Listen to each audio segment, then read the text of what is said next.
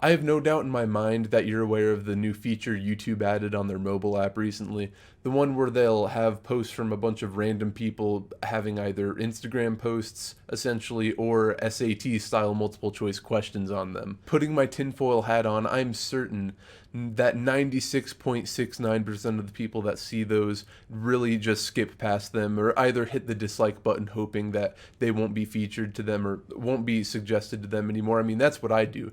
I don't like any of these posts being put on my page, and I'm gonna say why right now. So pretty much I did a video on the Haikyuu fandom and anime fandom in general a couple weeks ago, I think maybe 2 months ago, which was also absolute shit because I don't know how to make videos. And ever since then, for that long, I've been getting consistent, insistent, and persistent posts from a bunch of random clones of characters from Haikyuu on there. And ever since then, despite how I look, I know it's really confusing, but I don't watch anime openings every night, 7 days a week. But YouTube has been suggesting all of these fan accounts for specific characters in Haikyuu ever since I made that video, and they're not even popular characters, they're side characters. Like this guy named Kenji from Haikyuu, some guy is running a fan account of his, and like I don't even remember that guy. I watched that anime a couple months ago, but it doesn't ring a bell in my mind. Like, if you're gonna have a fan account of some character from a show, at least have it be a main character. You know, all these side characters don't deserve the clout and cum jars going their way. They didn't deserve any of that. But that's besides the point. I was browsing my YouTube app while I was taking an absolutely fat shit about 45 minutes ago, and I came across one of these posts, and I was like, okay, that's sort of boring. I scrolled down a couple more seconds, and what do I see? I see another one of those posts, and I just decided to go check the first one that I saw, and it was a post celebrating another side character from Haikyuu's birthday, a guy named Hajime, I think, or something stupid like that. And as soon as that loaf was about to be thoroughly pinched off, and I read that post, I couldn't help but have two thoughts ring out in my mind. First of all, who pays attention to the birthdays of a bunch of side characters? I don't watch Amazing World of Gumball and study the birthday of Banana Joe. That's just weird. That's strange. I don't see why people would do that and then make posts on YouTube celebrating that. Second of all, why do these accounts have to exist? You know what I mean? Especially when it comes to anime fandoms, it just sort of attracts like the strangest people, the ones that wear black sweaters to school every day because they want to hide their man boobs. Like, I don't understand how somebody's full online presence could be based off of another character from a show that they're invested in. That it just falls into the whole like stan culture on Twitter, the super unhealthy thing where people will become super fans and devoutly follow somebody because they starred in their favorite movie. Like, I'm sure Ryan Reynolds has a stan culture around him, and I don't blame him. He's an absolute hunk.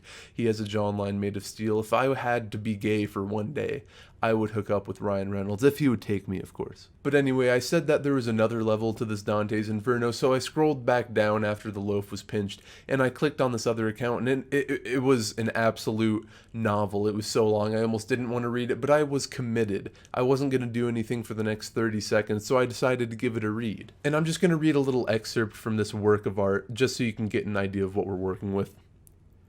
Oikawa starts getting teary-eyed and everything, and then Maki's like, please don't, starting to get sad himself, and then they all just start crying while talking about their happiest moments, and success, and what they're going to do next, and everything. After like an hour, they're all about to leave, and then Oikawa's just like, where do you think y'all are going? And then they're just like, what do you mean? It's not like we can stay here forever.